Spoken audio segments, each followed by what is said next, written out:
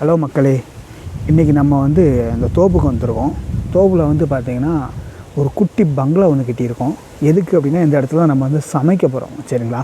அடுத்து சமைக்கிற வீடியோஸ் எல்லாமே இந்த தோப்புலேருந்து சமைக்கிற மாதிரி வரும். ப்ளஸ் வீட்டிலேருந்து சமைக்கிற மாதிரி வரும். வீட்டிலேருந்து சமைக்கிற வீடியோஸ் ஏற்கனவே நிறைய வீடியோ பெண்டிங்கில் இருக்குது, நான் அப்லோட் பண்ணாமல்.